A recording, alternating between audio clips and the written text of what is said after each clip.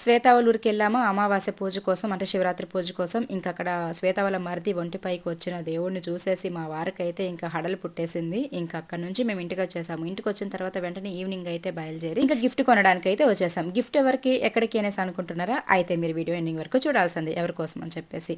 ఇంకా నేను, మా చిన్నమ్మాయి, మా వారు వచ్చాము. ఇంకా కొనేసుకున్నాం బుద్ధుడు బొమ్మ అయితే ప్యాకింగ్ కూడా చేసేసుకొని ఇంకా డైరెక్ట్‌గా మేము ఇన్‌స్టిట్యూట్ దగ్గరికైతే వచ్చేసాం. ఇప్పటికే మీకు అర్థమైపోయి ఉంటుంది. సో, సార్ వాళ్ళైతే ఇప్పుడు న్యూ ఇన్‌స్టిట్యూట్‌ని అయితే ఓపెన్ చేశారనమాట.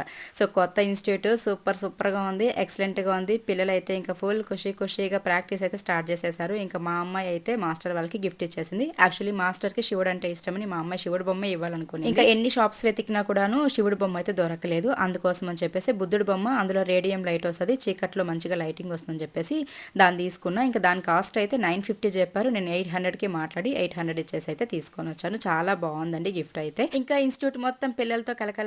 వీడియోని లైక్ చేయండి.